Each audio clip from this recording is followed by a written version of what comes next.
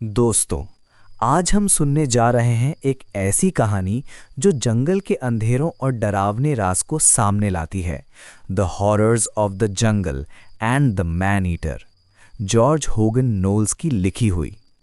ये कहानी है एक मैन ईटर लेपर्ड के शिकार की, जहां हर पेड़, हर नाला और रात का सन्नाटा अपने अंदर खौफ छुपाए बैठा है। जंगल के अंधेरों में एक ऐसी शक्ति छुपी है जो सिर्फ सब्र और हिम्मत से ही खत्म की जा सकती है।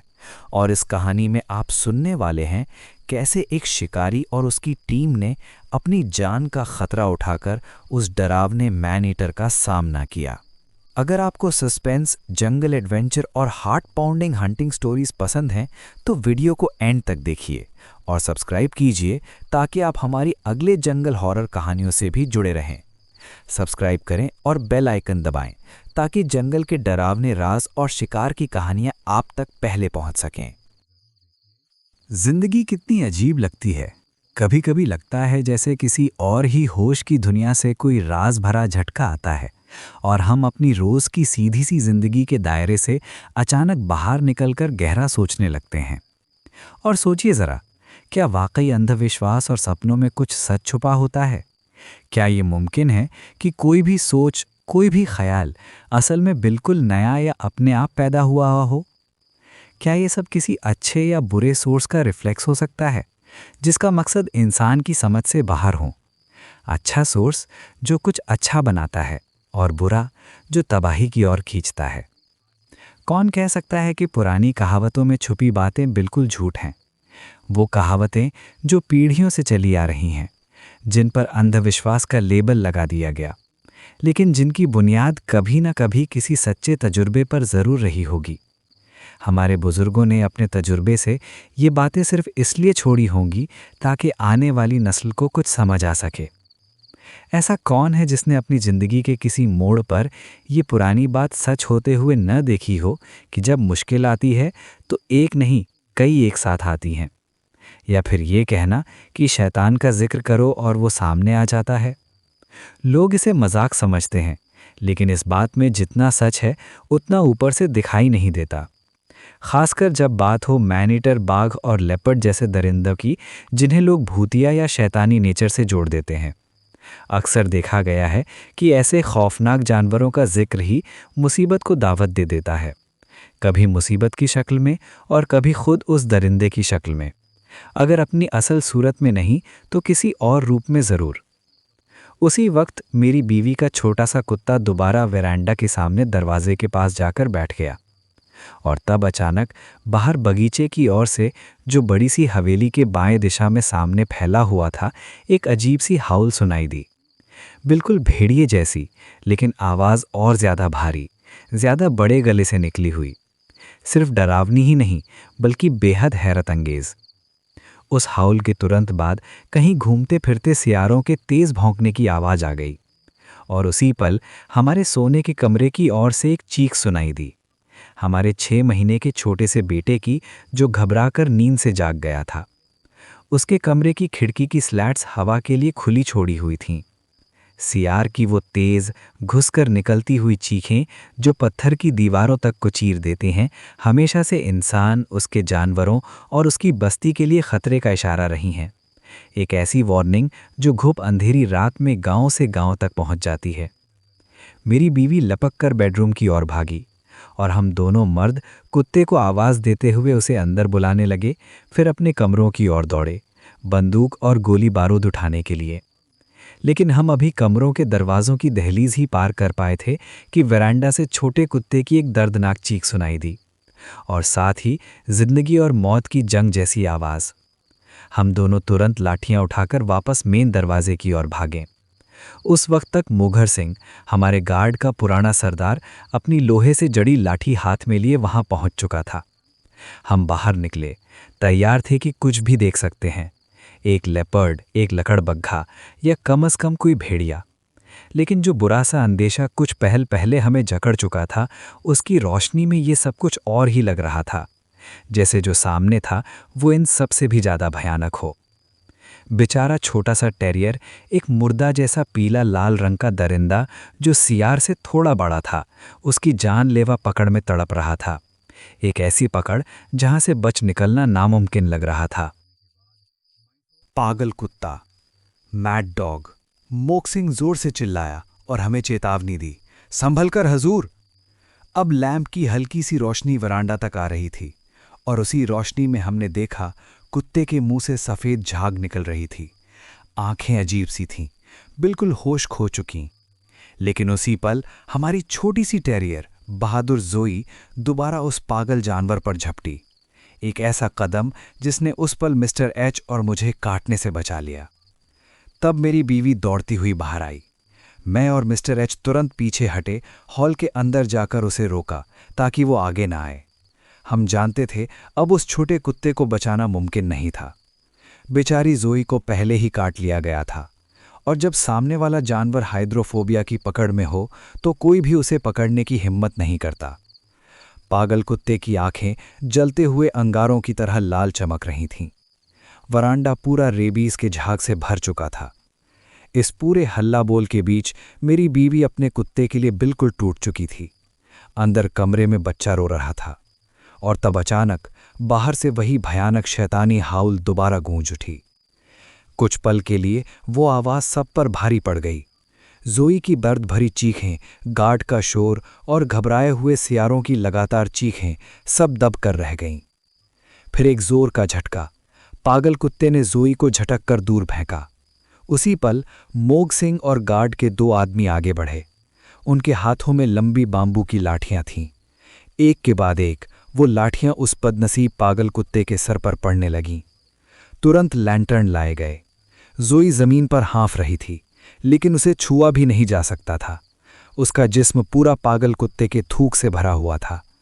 जितनी जल्दी हो सका बेचारी को सुला दिया गया, क्योंकि हम जानते थे 10 दिन के अंदर वो रेबीज का शिकार बन जाती। वो पागल कुत्ता किसी गांव का पराया था। जब पहली बार जुनून चढ़ता है तो जानवर हमेशा भाग निकलता है, और बदकिस्मती से ये बंगलों तक पहुंच गया था। रेबीज के दूसरे स्टेज में, जहां मरने के करीब जानवर जो भी जिंदा दिखे उस पर झपटता है। अब सियारों की दूर से आती चीखों के सिवाय रात बिल्कुल चुप हो गई, जैसे जंगल खुद हमारे वफादार छोटे कुत्ते के लिए मातम मना रहा हो। हमें पूरा यकीन था जोई को किसी अनहोनी का एहसास हो चुका था, इसीलिए वो खुले दरवाजे के सामने पहरा देकर बैठी थी, और उसने हम सब की जान बचा ली। अगर वो वहां ना होती तो लैंप की रोशनी से खिंचा हुआ वो पागल कुत्ता सीधा हॉल के अंदर घुस जाता और हम में से किसी एक को या शायद सबको काट लेता। हजूर, मोक सिंह ने धीमी आवाज में कहा, जो हाउल अभी बाहर बागीचे के गेट के पास सुनाई दी वो भेड़िए की नहीं है, वो मैन ईटिंग लेपर्ड की आवाज है। मैं इस आवाज को पहचानता हूं अपने गांव के तजुर्बे से।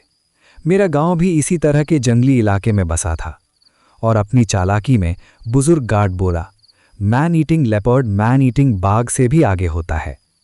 गांव के लोग, उसने आगे कहा, रात को लोहे से जड़ी लाठियां लेकर निकलने से नहीं डरते, भेड़िए को भगाने के लिए या उसे घेर कर मार देने के लिए।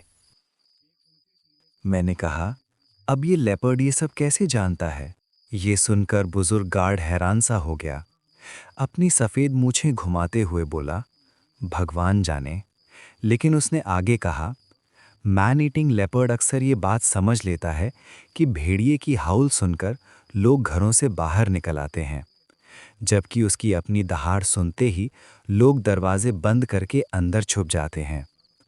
इसीलिए वो भेड़िए की हाउल की नकल करता है, इस उम्मीद में कि कोई आदमी या लड़का बाहर निकले और उसे मौका मिल जाए किसी अकेले रह गए इंसान को झपट लेने का। कभी कभी तो इस लेपर्ड की आवाज़ भेड़िए से इतनी मिलती जुलती होती है कि फ़र्क करना मुश्किल हो जाता है। शुक्र है, बुजुर्ग ने कहा, मैन ईटिंग लेपर्ड बहुत कम होते हैं। और इस बात में मॉक सिंह बिल्कुल ठीक था। ऐसे लेपर्ड कम मिलते हैं, लेकिन जब मिलते हैं तो मैन ईटिंग बाघ से भी ज़्यादा खतरनाक होते हैं। फिर भी हम बुजुर्ग गार्ड की बात पूरी तरह मान नहीं पाए, और उस हाउल का पीछा करने की इच्छा ने हमें चैन नहीं लेने दिया। सिर्फ इसलिए नहीं कि जानवर को गोली मारी जा सके, बल्कि इसलिए भी कि अगर मुमकिन हो तो इस बहरूपिये का राज समझा जाए। बड़ी मुश्किल से अपनी बीवी को उसके गहरे दुख के बावजूद भरोसेमंद गार्ड के हवाले करके हमने बंदूकें उठाईं। गोलियां बॉल कार्ट्रिजेस वाली थीं। मिस्टर एच और मैं भौंकते हुए सियारों के पीछे पीछे चांदनी में चुपचाप निकल पड़े। हमें पता था ये जंगल के चौकीदार, जो भी ये हाउल करने वाला जानवर था, उसका पीछा जरूर कर रहे होंगे। रात बहुत ठंडी थी। हम एक लाइन में बिल्कुल आवाज के बिना जंगल के पेड़ों की परछाइयों के नीचे से गुजरते हुए बंगलों के बाएं और ड्राइव पर उतर आए। गार्डन गेट को अपने सामने छोड़कर हम पूरी तरह पूरब की ओर मुड़े। सामने जमीन धीरे धीरे ऊपर उठ रही थी, जहां स्लेट जैसी ग्रे चट्टान और क्वार्ट्स के पत्थर बिखरे हुए थे। उसके आगे कुछ 100 गज दूर सालई के घने जंगल का अंधेरा उठ खड़ा था। चांदनी की उजली चमक पर टेढ़ी परछाइयां ऐसी पड़ रही थीं जैसे चमकते पत्थरों ने शाम के अंधेरे कपड़े उतार दिए हों। हम धीरे धीरे आगे बढ़ते रहे और हर साए को गौर से देखते रहे। जब हम सियारों के करीब पहुंचे तो देखा वो 3 थे और अब जंगल के किनारे के पास घूम रहे थे। अचानक झाड़ियों के अंदर से एक गुस्से भरी दौड़ की आवाज आई। सियार जान बचाने के लिए डरकर चीखने और भौंकने लगे, और फिर वो हमारे बिल्कुल सामने से लपक कर गुजरे और बाएं और गहरे जंगल में गायब हो गए। उसके बाद ये जंगल के चौकीदार बिल्कुल चुप हो गए। शायद उन्हें अपनी जिंदगी का सबसे बड़ा ट्रॉमा मिल चुका था और अब वो किसी और इंसानी बस्ती के पास जाकर मंडराने लगे होंगे। हम काफी देर तक एक पेड़ की छांव में खड़े रहे, देखते सुनते, लेकिन चमकती हुई रात की खामोशी को कोई आवाज तोड़ नहीं पाई। तब अचानक कुछ दूर जंगल के अंदर से वही दोजक जैसी हाउल फिर सुनाई दी, जैसे किसी बहुत बड़े दरिंदे को गोली या गहरा जख्म लगा हो। ऐसी आवाज जैसे किसी पुरानी कहानी का भयानक राक्षस चीख रहा हो। लेपर्ड हो या भेड़िया, जो भी था, अब वो भी कहीं और चला गया था। हम वापस पुरानी फैक्ट्री वाली हवेली लौट आए। सब ठीक था। मेरी बीवी आराम करने जा चुकी थी। आसमान में सुबह का सितारा हल्के हल्के चमकने लगा था। नई सुबह आने वाली थी और सिर्फ 2 घंटे का सुकून भरा आराम बाकी था। मॉक्सिंग ने धीमी आवाज में कहा, वो मैन ईटिंग लेपर्ड चला गया है। जरूर उसका सामना उस पागल कुत्ते के रास्ते से हो गया होगा। जानवर भी रेबीज से उतना ही डरते हैं जितना इंसान। खासकर बिल्ली जाति के जानवर हाइड्रोफोबिया को तुरंत महसूस कर लेते हैं और ऐसे शिकार से बहुत दूरी बना लेते हैं। लेकिन उसने आखिरी बात कही, इस लेपर्ड के बारे में हम फिर सुनेंगे। और सच में ऐसा ही हुआ। सुबह लगभग 7 बजे का वक्त था जब मोग सिंह एक बेचारी औरत को घर के सामने ले आया। वो औरत गूंगी और बहरी थी, आंखों में दहशत और चेहरे पर टूट चुका दुख। पास के गांव से डरे हुए लोग भी जमा हो गए थे। सब लोग उसके किनारे किनारे खड़े थे। बंगलों से तकरीबन 1.25 मील उत्तर की ओर एक नदी बह रही थी और फैक्ट्री के अंदर से गुजरती हुई एक कच्ची पब्लिक रोड इस नदी को सीधे क्रॉस करती थी। यही एक लौता रास्ता था जहां से लोग और उनके पशु आसानी से नदी पार करते थे। वो बेचारी औरत हाथों के इशारे से रोते हुए अपना हाल बयान कर रही थी। हम उससे सवाल पूछ रहे थे, इशारों में। उसका लगभग 12 साल का बेटा, जो उससे थोड़ा आगे चल रहा था, अभी अभी एक बड़े जानवर ने उठा लिया था। वो बार बार इशारा करके बता रही थी कि वो जानवर बाघ था। नदी के पास से वो सीधी यहाँ दौड़ती चली आई थी, हमें मिन्नत करने कि हम उसके बेटे को ढूंढने चलें। माँ और बेटा दोनों जंगल के मेले जा रहे थे। नदी के उस पार के एक दूर गांव से आए थे। एक पल भी जाया किए बिना मिस्टर एच और मैं बंदूकें उठाकर निकल पड़े। मोग सिंह और वो बेचारी औरत भी साथ थे। जिस जमीन पर हम रात को चांदनी में रेंगते हुए आए थे, वो बिल्कुल पास ही थी। और हमें हैरानी नहीं हुई जब कच्ची गीली राह पर बहुत बड़े लेपर्ड के पग मार्क्स दिखाई दिए। उस घबराहट और जल्दी में जमीन को देखते हुए हमारे दिमाग में ख्याल उठने लगा, क्या बुजुर्ग गार्ड की बात सच थी? मोक सिंह को तो पहले ही पूरा यकीन था कि रात को जो हाउल हमने सुनी वो मैन ईटिंग लेपर्ड का बहरूप था। हमें कहीं भी भेड़िए के निशान नहीं मिले, लेकिन हम जानते थे कि भेड़िए इतने एहतियाती नहीं होते। वो बाघ और लेपर्ड की तरह सिर्फ नरम रास्तों पर ही नहीं चलते। रास्तों के बीच की जमीन बहुत सख्त और सूखी थी, इसलिए अगर कोई भेड़िया गुजरा भी होता तो निशान मिलना मुश्किल था। इस वजह से हमने सोच समझकर बहरूप के राज को अभी पूरी तरह मान लेने से इनकार किया। हाँ, शक जरूर लेपर्ड की ओर झुक रहा था। सड़क नदी की हल्की सी पानी वाली जगह को पार करके उठती हुई जंगल की जमीन की ओर जा रही थी। इस जगह से नदी दक्षिण की ओर बह रही थी और दोनों ओर लगभग 10 फुट ऊंचे किनारे बने हुए थे। सड़क पूर्व की ओर मुड़ती थी। तभी वो बेचारी माँ पगलाई हुई सी सड़क के उत्तर वाले किनारे की ओर भागी। उसने मिट्टी भरे किनारे पर गहरे पंजों के निशान दिखाए और घसीटने के निशान भी, जहां से उसके बेटे को खींचकर ऊपर ले जाया गया था। लगता था कि पहले उस दरिंदे ने लड़के को गिराया और फिर उसे घसीटकर किनारे के ऊपर जंगल की ओर ले गया। निशानों से साफ था कि ये मैन ईटर सड़क के दूसरे किनारे के घने झाड़ों में छुपा बैठा था, इंतजार में कि कब कोई अकेला आदमी या औरत या फिर दो बेचारे बेबस लोग जैसे ये माँ और उसका बेटा उसके सामने आए। इस दर्दनाक घटना की खबर फैल चुकी थी। पास के एक छोटे बाजार से कई आदमी लाठियां लेकर आ गए थे मदद के लिए। हमारे गार्ड भी आ चुके थे, 6 मजबूत आदमी। बेचारी माँ को एक गार्ड के हवाले करके हमने ट्रैकिंग शुरू की, लेकिन यहीं पर हमें बड़ी निराशा हाथ लगी। जिस किनारे से घसीटने के निशान ऊपर गए थे, उसके आगे कुछ ही कदम चलने पर लेपर्ड या लड़के का कोई भी निशान नहीं मिला। हमें लगा था कम से कम खून के दाग मिलेंगे या फिर लड़के के कपड़ों के फटे हुए टुकड़े, लेकिन वहां कुछ भी नहीं था। ये सच था, जमीन सख्त थी और चट्टानों और गहरे खड्डों से भरी हुई। नालों के तल भी स्पाट पत्थरों और चपटी चट्टानों से भर चुके थे। फिर भी उम्मीद थी कि कहीं ना कहीं कोई निशान मिल जाए, कोई धागा जिसके सहारे हम एक सीधी लाइन बनाकर सिस्टमैटिक तरीके से आगे बढ़ सकें। छोटा नागपुर का इलाका ही ऐसा है, पथरीला। घने जंगल भी बड़े बड़े पत्थरों और भारी चट्टानों से भरे पड़े होते हैं। सूखे मौसम में ट्रैकिंग यहाँ लगभग नामुमकिन हो जाती है, लेकिन लड़के का इस तरह उठाया जाना कि किनारे के ऊपर घसीटने के निशान के बाद एक भी छोटा सा ट्रेस न मिले, ये बाघ के काम जैसा लगता था। फिर भी लेपर्ड के पुगमार्क्स बिल्कुल साफ थे। आखिर हमें मोग सिंह की बात माननी पड़ी।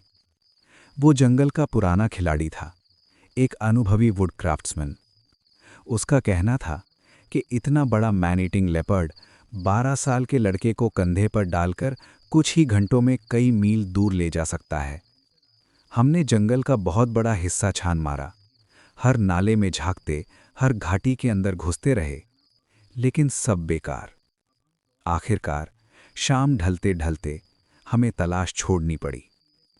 जब हम दोपहर के बाद बंगलो वापस पहुंचे तो पता चला कि मिस्टर एच को तुरंत हेडक्वार्टर्स के लिए निकलना होगा, किसी ज़रूरी काम से। और फिर मैं और मेरी बीवी दोबारा उस जंगली इलाके में बिल्कुल अकेले रह गए, दुनिया से कटकर, सोशल जिंदगी से दूर, दुनिया को भूलते हुए और दुनिया के भुलाए हुए, और ऊपर से अपने इकलौते छोटे कुत्ते का गहरा गम। दिल अंदर तक खाली हो चुका था। उसी शाम मोग सिंह के गार्ड के एक आदमी के साथ, जो एक शिकारी था, मैं फिर निकला मैन ईटिंग लेपर्ड के पीछे, इस बार बकरी को बेट बनाकर। मेरी सोच ये थी कि शायद मैं लेपर्ड को खींच लाऊं और राइफल चलाने का मौका मिल जाए। मैं पहले भी कई लेपर्ड इस तरीके से मार चुका था। बकरी को नुकसान पहुंचाए बिना इस तरीके का मुझे अच्छा तजुर्बा था, इसीलिए मैंने इसी तरीके को चुना ताकि इस खौफनाक दरिंदे से पूरे इलाके को निजात मिल सके। जंगल के बीच शिकारी और मैंने एक ऐसी जगह चुनी जो मैनीटर के लिए सबसे बेहतरीन कवर लग रही थी। एक पेड़ पर एक सादा सा मचान बनाया गया और हम दोनों ऊपर चुपचाप बैठ गए। कुछ मजदूर आए, तकरीबन 10 आदमी। उन्होंने नीचे बकरी को बांधा। हमने अपने आप को इतना छुपा लिया था कि बकरी हमें देख न सके। इस बात का खास ध्यान रखा जाता है, क्योंकि अगर बकरी को पेड़ पर इंसान का एहसास हो जाए तो वो बोलना देना बंद कर देती है और फिर लेपर्ड के आने की कोई उम्मीद नहीं रहती। मजदूरों को सख्त हिदायत थी कि बकरी बांधने के बाद हमसे थोड़ी दूर जाकर पेड़ों पर चढ़ जाएं और बिल्कुल शांत बैठ जाएं, जब तक हम आवाज़ न दें या बकरी के बोलने की नकल न करें। चांद टेढ़े मेढ़े पेड़ों के काले जंगल से निकलकर आहिस्ता आहिस्ता ऊपर चढ़ रहा था और हम हर पत्ते की खड़खड़ सुन रहे थे, सांस रोके हुए। डर से भरी बकरी की लगातार आवाज़ें रात के अंधेरे को चीरती हुई दूर दूर तक जा रही थीं। मैं और शिकारी घंटों तक बिल्कुल बिना हिले बैठे रहे। कभी कभी सिर्फ इतना सा जिस्म हिलता कि किसी दुखते हुए पाँव को आराम मिल जाए। लेकिन इस लंबे इंतज़ारी में सिर्फ तनाव था, सिर्फ सतर्क रहने का बोझ। किसी खतरनाक मांसाहारी के आने का एक भी इशारा नहीं मिला। कोई आहट नहीं, कोई परछाई नहीं। और धीरे धीरे हमारी उम्मीद के साथ साथ निराशा भी गहरी होती चली गई। आखिरकार हमें ये कोशिश भी छोड़नी पड़ी। मैन ईटिंग लेपर्ड को गोली मारने का मौका इस बार भी नहीं मिला। हमने नीचे इंतजार कर रहे मजदूरों को आवाज़ दी। वो चुपचाप और गंभीर चेहरों के साथ मचान के पास आ गए। बेचारी बकरी, जब उसे एहसास हुआ कि उसे यहाँ अकेला छोड़कर मरने के लिए नहीं छोड़ा गया, तो उसके मुंह से एक हल्की सी खुशी भरी आवाज़ निकली। उसे बारी बारी उठाकर आदमी अपनी बाहों में ले गए और इस तरह उसे जिंदा घर ले आए। उसके बाद कई दिन ऐसे गुजरे जब मैन ईटिंग लेपर्ड के बारे में कोई खबर ही नहीं मिली। पूरा वाकया एक गहरा राज बन गया। वो बेचारी माँ भी गायब हो चुकी थी। कुछ लोग कहते थे वो खुद जंगल में चली गई है ताकि उस लेपर्ड को अपना शिकार बना ले जिसने उसके बेटे को खा लिया था। मैंने पहले भी ऐसा एक वाकया सुना था जहां एक औरत ने खुद को मैन ईटिंग बाघ के सामने छोड़ दिया था जिसने उसके अंधे पति को उठा लिया था। कुछ जंगल के कबीले मानते हैं कि जब इंसान की जिंदगी सिर्फ दुख से भरी रह जाए तो देवता किसी पुरखे को बाघ या लेपर्ड की शक्ल में भेज देते हैं ताकि उस दुख का अंत हो जाए। नज़दीकी रिश्तेदार का उठाया जाना इस बात का इशारा होता है कि जो पीछे रह गया है उसे भी खुद को सौंप देना चाहिए। बदले में अगली जिंदगी जंगल में किसी भी जानवर या परिंदे की शक्ल में ज़्यादा सुख भरी होती है। ये सब अंधविश्वास है। इन सब घटनाओं के लगभग 5वें दिन दोपहर के वक्त मैं फैक्ट्री की ओर जाते हुए बंगलों के पूरब वाले जंगल से गुजर रहा था। ये वही जंगल था जो उस खुले पथराले इलाके के बाद शुरू होता है जहां से मैं और मिस्टर एज रात को चांदनी में गुजरे थे। ये जंगल उस बड़े जंगल से अलग था जो और ज़्यादा पूरब की ओर फैला हुआ है। बीच में वही नदी थी जो बंगलों और फैक्ट्री के उत्तर से बहकर फिर घूमकर दक्षिण की ओर जंगल को काटती है। मैं एक मजबूत ऑस्ट्रेलियन घोड़े पर सवार था। सैडल के पमल में 450 बोर का लोडेड रिवॉल्वर लगा हुआ था। मैं धीमी चाल से पत्थरों भरी राह पर आगे बढ़ रहा था। रास्ता इतना चौड़ा कि 2 आदमी साथ साथ चल सकें। ये राह ऊंचे पेड़ों के बीच से जाती हुई एक सीधी गली जैसी थी। पेड़ों के बीच से हवा गुजर रही थी और पीले पत्ते इधर उधर बिखर रहे थे। जंगल बिल्कुल शांत था, कोई आवाज नहीं। तब अचानक मेरा घोड़ा झटके से रुक गया। कान खड़े हो गए, गर्दन सीधी और नज़र जंगल के दाहिने आगे की ओर जम गई। वो घबराकर फूंक मारने लगा। मैं तुरंत रिवॉल्वर पकड़ने लगा, लेकिन घोड़े की बेचैनी इतनी ज़्यादा थी कि मैं उसे निकाल ही नहीं पाया। मुझे कुछ दिखाई नहीं दिया, न कोई आवाज़ सुनाई दी, लेकिन घोड़े के कांपते हुए जिस्म से साफ लग रहा था कि वो किसी चीज़ को देख रहा है। अगले ही पल वो रास्ते के बाएं ओर झपटा, अपनी गर्दन को पूरी तरह दाहिने घुमाता हुआ लंबे लंबे सांस भरे खर्राटे मारने लगा। और फिर उसी एक पल में सूखी झाड़ियों में जोर से कुछ घुसा। घोड़ा ऐसे उछला कि मैं गिरते गिरते बचा। 1 सेकंड के लिए मैंने अपने रिकाब के बिल्कुल नीचे एक बहुत बड़ा चितकबरा दोहरा सा सिकुड़ा हुआ जानवर देखा, जैसे एक पल को हिचकिचा गया हो। उसके बाद मैं उस पथरीली राह पर उड़ता हुआ भाग रहा था। घोड़ा पूरी दहशत में था। मैं मुश्किल से उसे पत्थरों से बचाता हुआ खुले मैदान की ओर ले जा रहा था। और फिर हम दोनों पागल रफ्तार से खुले मैदान में निकल आए। हमारे बिल्कुल पीछे से निराशा भरी एक दहाड़ सुनाई दी, जब घोड़ा जंगल और बंगलों के पूरब के बीच के उस नंगे पथरीले टुकड़े पर चट्टानों पर कूदता हुआ भागा। अगले ही पल मैं हवेली के सामने बगीचे में था, घोड़े को घुमाता मोड़ता काबू में लाने की कोशिश करता हुआ। घोड़े की भागदौड़ की आवाज़ सुनकर मेरी बीवी सामने की बालकनी में दौड़ती हुई आ गई, और वहाँ मोक सिंह अपने कुछ गार्ड के साथ मौजूद था। वो लोग भी पैंथर की दहाड़ सुनकर ही बंगलों की ओर भागे आए थे। साफ था, मेरी जान बल बल बच गई थी। तुरंत मोक सिंह और मैं मशवरा करने लगे। इतनी नज़दीक बंगलों के पास के जंगल के इस हिस्से में हमें जितने आदमी इकट्ठा कर सकते हैं करने होंगे, और तुरंत ढोल के साथ हाका करना होगा, इससे पहले कि ये दरिंदा कहीं और निकल जाए। गार्ड के 2-3 आदमी और कुछ फैक्ट्री के लोग फौरन भेजे गए, पास के बाजार में खबर फैलाने के लिए। पैंथर की और बीटर्स की तुरंत ज़रूरत की। मध्य सप्ताह की दोपहर थी। बाजार भरा हुआ था। दूर दूर के जंगल के इलाकों से लोग आए हुए थे। कोई जंगल का सामान बेच रहा था, कोई कपड़ा, कोई अनाज खरीद रहा था। इसी भीड़ में डॉक्टर बाबू भी खबर सुन चुके थे। वो हमारी जंगली दुनिया का अकेला सहारा थे, सरकारी डिस्पेंसरी के जिम्मेदार। हाथ में रिवॉल्वर लेकर बहादुरी दिखाते हुए वो सीधा चलते आ रहे थे। पीछे से तालियों और दाद की आवाज़ों वाली भीड़। उनके साथ उनका कंपाउंडर था, जो अपने मालिक को दुनिया के हर इल्म का उस्ताद समझता था, और साथ ही कई लोग लंबी बाम्बू की लाठियां लिए हुए, पीली पगड़ी पहने।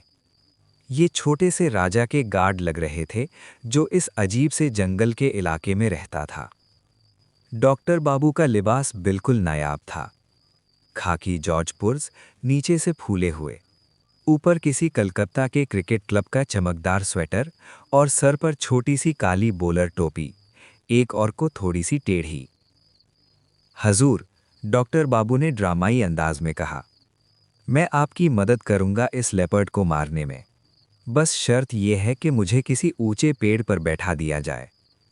फिर आगे जोड़ दिया, राजा साहिब की ओर से सलाम और शुभकामनाएं। वो खुद अपनी भारी बॉडी की वजह से नहीं आ सके, लेकिन अपनी निडर गार्ड आपकी खिदमत में भेज रहे हैं। ये कहकर डॉक्टर बाबू ने हाथ घुमाया।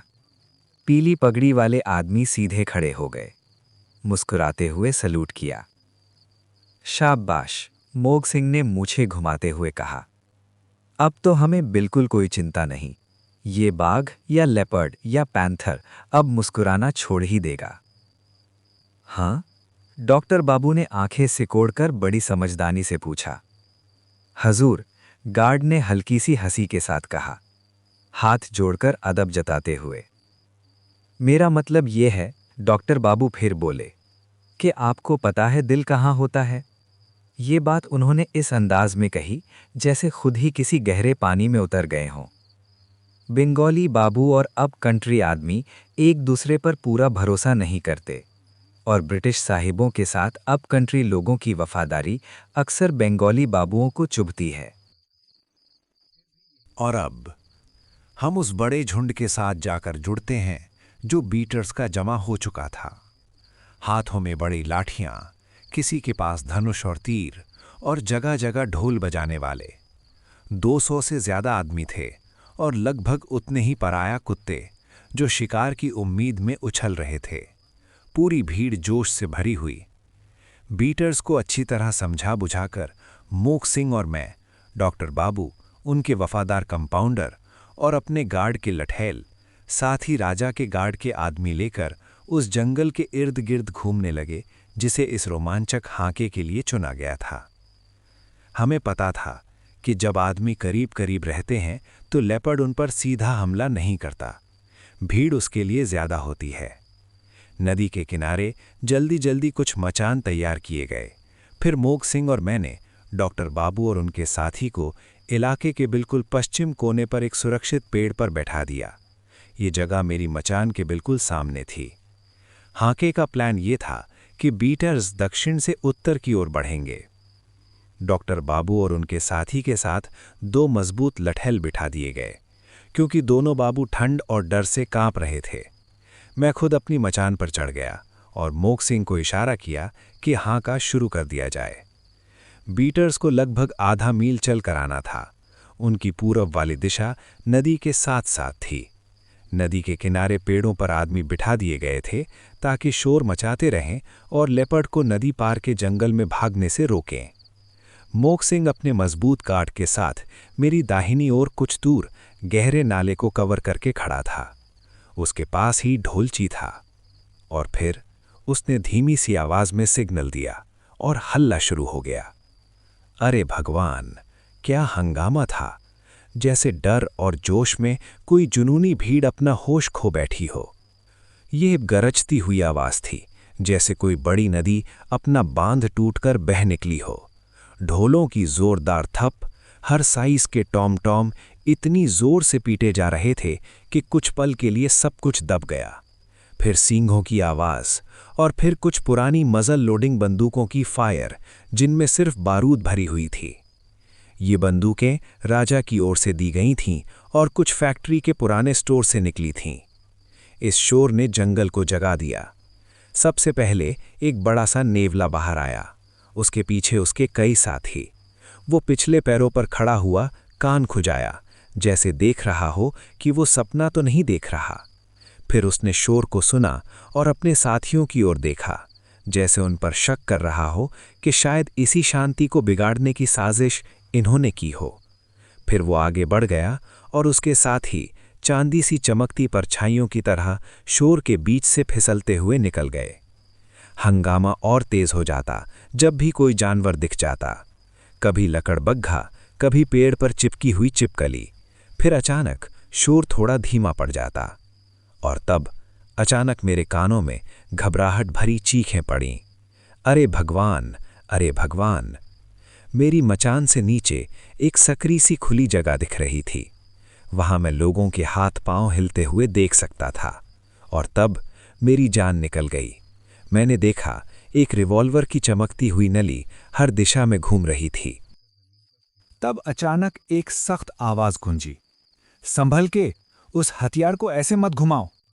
ये सुनकर मुझे काफी राहत मिली। ये आवाज राजा के एक गार्ड्समैन की थी, जो घबराए हुए डॉक्टर बाबू को रोकने की कोशिश कर रहा था। डॉक्टर बाबू डर के मारे अपना रिवॉल्वर हर दिशा में घुमाए जा रहे थे, बिना सोचे समझे। इस मंजर को देखकर ऊपर से डॉक्टर बाबू के मुंह से निकलता हुआ माय गॉड, माय गॉड, उस पल के लिए पूरी टेंशन एक अजीब सी कॉमेडी में बदल गई।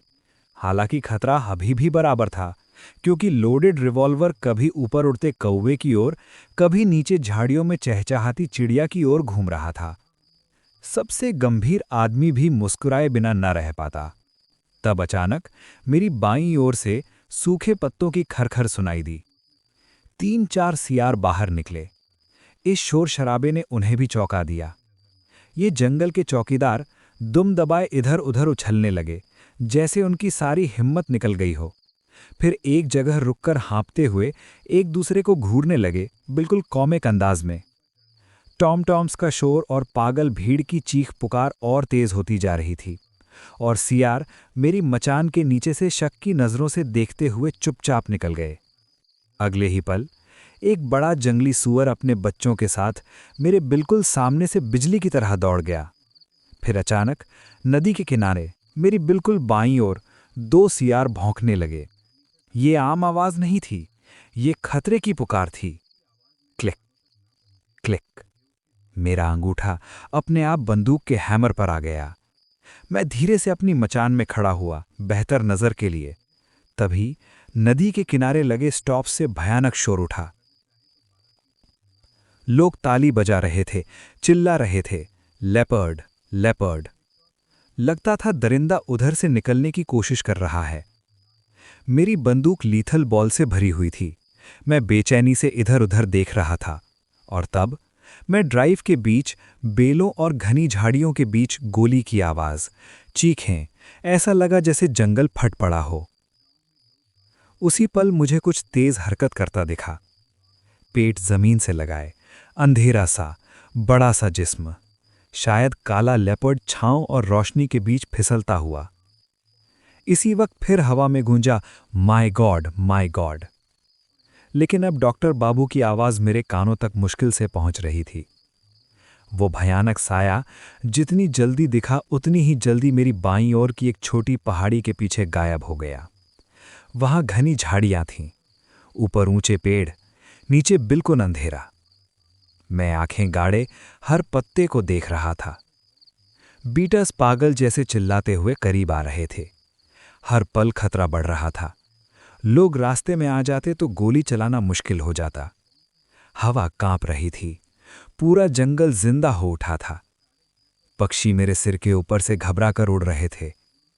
मैं हर पल तैयार था कि सामने से लेपर्ड निकले और मैं फ्लाइंग शॉट लूं। लेकिन अचानक, जैसे कहीं से भी, एक भयानक दौड़ और कान फाड़ देने वाली दहाड़। कहाँ है? अगला ही पल सच्चाई ने मेरी सांस रोक दी। मेरी मचान के बिल्कुल नीचे, मेरे पैरों के नीचे से दरिंदा गुजर चुका था। इतनी नजदीक कि तुरंत शॉट लेना नामुमकिन था। मैं बिजली की तरह घूमा, लेकिन वो शैतान फिर से कवर में घुस चुका था। अब मेरी दाईं ओर, वहां गहरी खाइयां थीं जहां लठियाल गार्ड स्टॉप्स बने हुए थे। अब बहुत से बीटर्स पेड़ों पर चढ़ चुके थे। मैं जोर से चिल्लाया, जो ज्यादा बहादुर थे, उन्हें संभालते हुए, पीछे जाओ, पीछे। हाथ हिला हिलाकर इशारे किए, पेड़ पर चढ़ो। सिर्फ एक मौका चाहिए था, बस एक साफ शॉट। मुझे अपने बहादुर गार्ड पर पूरा भरोसा था। वो जरूर मैनीटर लेपर्ड को उन गहरी रवीन से भगाकर मेरी मचान की ओर लाएंगे। उस पल ये बात बिल्कुल पक्की लग रही थी कि दरिंदा किसी भी लम्हे दहाड़ता हुआ सामने आ सकता है। और तब मेरी दाहिनी ओर से एक के बाद एक भयानक दहाड़े सुनाई देने लगी। दहाड़, फिर दहाड़, रग रग को कांपाती हुई आवाजें। नीचे जमीन पर भगदड़ बज गई। Bang bang. लोहे से बंधे हुए लंबे बांस के डंडे जोर से जमीन पर पटके जा रहे थे। लंबे चौड़े गार्ड अपने पूरे जोर से डंडे घुमाते और हर वार के साथ गरजते हुए नारा लगाते, सिर्फ इसलिए कि लेपर्ड को उन रवीन से बाहर निकाला जा सके। लेकिन दरिंदा उल्टा उन बहादुर लठाइलों पर झपटा। अब वो घिर चुका था। चारों ओर टूटू की धमक, इंसानों की चीख पुकार, एक पूरा पागल खाना।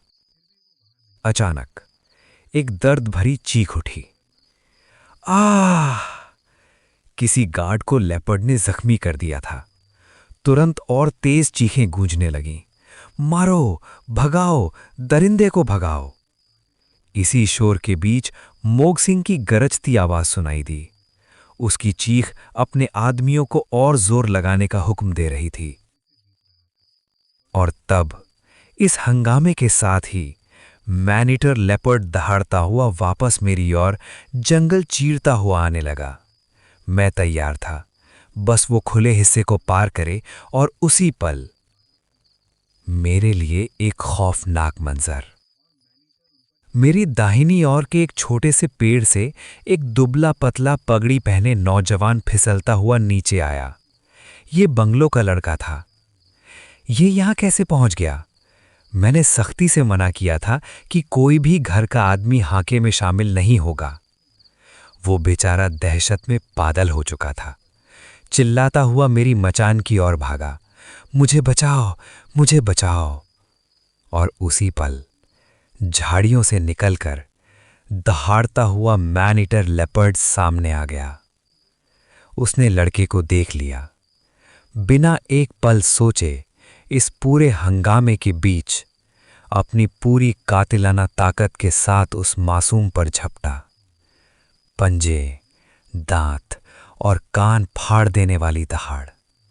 सब देखने वालों की सांसें रुक गईं। हर कोई समझ चुका था, अब लड़का चीथड़ों में बदल जाएगा। वो दोनों मेरी आंखों के बिल्कुल सामने थे। लड़का जान बचाने के लिए भाग रहा था और मैनीटर सिर्फ 3 गज पीछे, बस 3 गज। लड़का मदद के लिए चीख रहा था।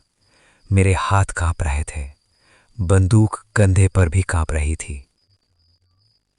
मेरी हालत बयान करने के लिए लफ्ज नहीं थे। सांस रोके, होठों पर दुआ, मैं निशाना ले रहा था। बस आधा सेकंड, सिर्फ आधा सेकंड अगर हाथ सीधा हो जाए। मेरे दिमाग में बस एक ही दुआ थी, जमीन और आसमान की ताकतों से गुहार, बस एक पल के लिए वो भरोसा वापस आ जाए। और फिर एक छोटा सा लम्हा, मेरा बीट उस दहाड़ते हुए दागों भरे पंजों और दांतों वाले जिस्म पर आ गया। हाँ, शुक्र है, मैं धीरे से सांस छोड़ता हूं। मैं जरा सा और सीधा हो गया, बस एक छोटा सा टच। मेरे कान में मेरी अपनी आवाज गूंजती है, मुझे चूकना नहीं चाहिए। उस पल मेरी धड़कन तेज हो गई। एक अजीब सा जुनून सा छाया मेरे अंदर। मेरे नर्व्स लोहे की तरह मजबूत हो गए थे, जैसे हर हड्डी और मांसपेशियां तैयार हो गई हों। मैं अपने शॉट पर पूरा भरोसा कर रहा था। मेरी आंख का निशाना उस बड़े दागदार लेपर्ड के कंधे पर सेट था। मेरे राइफल के बैरल के सिर्फ 2 इंच आगे निशाना परफेक्टली लग गया था। वो शक्तिशाली मैन ईटर अब उस बेचारे लड़के के पैरों तक पहुंच गया था। एक और पल और मैंने ट्रिगर दबा दिया। एक जोर का उछाल, एक हाय भरी दहाड़, एक अंधा रश और फिर रिज से टकराता हुआ जिस्म। नीचे गिरते ही चीख और कराहने की आवाजें। शुक्र है भगवान का, सही समय पर सही निशाना लग गया था। मोग सिंह ने 17 साल के लड़के को मेरे सामने पकड़ा, कान से खींचकर। लड़का छुपकर बंगलों से निकल गया था और जंगल में चला गया, और मेरे पेड़ के पास छोटे से पेड़ पर चढ़ गया था। लेपर्ड वापस आते हुए लगभग उस पेड़ के सामने ही आ गया था। लड़का घबरा गया और उसने वो मूर्खता भरी हरकत की जो हमने देखी थी। डॉक्टर बाबू पहले ही मोग सिंह के गार्ड के एक लठियल को फर्स्ट एड दे रहे थे, जिसका बायां हाथ और कंधा लेपर्ड ने छिल दिया था। अगर उस समय गार्ड के साथी थोड़े तेज नहीं होते तो घाव और ज्यादा भयानक हो सकता था। फिर सुनाई दिए वो जोर के शब्दों के जश्न। जंगल के सब बीटर्स और दूसरे लोग जमा हो गए थे। वो मैन ईटर अब मुर्दा था। उसकी लंबाई मास में नापने पर 7 फुट 6 इंच और 1 क्वार्टर थी। बंगलों के नौकर जो मेरी पत्नी ने मुझे पूछने भेजे थे, थोड़ी देर बाद भागते हुए आए। मैं अपनी पत्नी को मिला, जो भीड़ में खुशी मैनेज लोगों के साथ आई थी। ये बड़ा जुलूस नाचते लोगों के साथ आगे बढ़ रहा था, जो हंसी मजाक और रंगीन नाच के साथ बांस के चारों ओर घूम रहे थे, और उस बांस के चारों कोनों से लटकता था वो डरावना मैन ईटर। रात के देर तक जंगल के लोग उसकी हड्डियां बांटने में मसरूफ थे, लेपर्ड के तेल को रूमेटिज्म के लिए निकालने में। हर आदमी और बहुत सी औरतें छोटी छोटी हड्डी के टुकड़े अपने गले में पहनने के लिए ले रही थीं, अपनी अच्छी किस्मत के लिए। और इस तरह ख़त्म हुई एक भयानक लेकिन शानदार शिकार की कहानी।